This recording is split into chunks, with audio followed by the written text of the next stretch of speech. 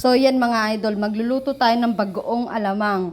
So meron tayo dito syempreng alamang, nabili namin to ni Honey sa NTUC. Minsan meron silang mga Filipino food mga idol. Syempre yan, asukal, suka, at syempre etong ating sili, sibuyas, syempre, at ang ating bawang. So hiwain na natin to mga idol. Yan mga idol, nahiwa na natin ang ating bawang, sibuyas at sili. Di na natin dinurog yung sili kasi ayaw ni Honey masyado na maanghang. So pag gusto natin na maanghang, pwede naman nating durugin na lang. Self-durog mangyayari. Then hiwain din natin tong ating pork belly mga idol. Syempre ito yung magpapamantika sa ating bagoong alamang. Syempre sa atin hindi mawawala talaga yung baboy sa ating alamang. So hiwain na rin natin to mga idol. So yan mga idol, igisa na natin tong ating pork belly. Hindi ko muna siya nilagyan ng mantika para yung tubig niya is matanggal-tanggal muna siya mga idol. Ilalagyan natin yung ating mga bawang. Pinagsabay-sabay ko na mga idol para hindi siya magtampo, di ba? Baka magkatampuhan pa mga idol, mahirap na. Manuyo, ang hirap-hirap manuyo mga idol.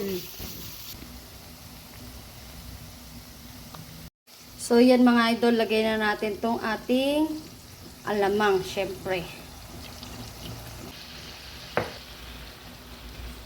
Wow, ang bango mga idol. Daming taba oh. Nagmantika siya ng sarili. Ingat-ingat tayo sa taba mga idol, pakunti-kunti lang. Alam niyo naman, nakakatakot ang taba. Dati mahilig talaga ako sa taba, pero ngayon is, syempre naglalaylo tayo mga idol, mahirap na. Masarap pang mabuhay, di ba? Kaya paminsan-minsan is okay lang, hindi masama, pero pag madalas is hindi na maganda yun. At dagdagan natin ang pampalasa mga idol, paminta yan. Mas masarap, mas marami mga idol.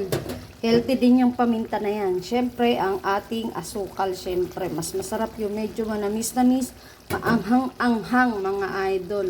So yan, naglalagay din ba kayo ng suka sa bagoong alamang? Yung iba is kalamansi. Pero ang sarap nito sa mangga mga idol, wala tayo mangga.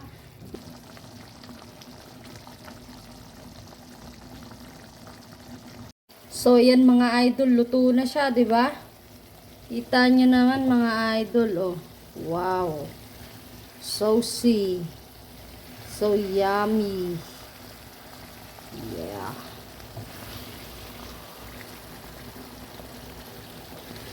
Yan na ang ating bagoong alamang mga idol. Bango. Ang bango-bango ng bulatlat.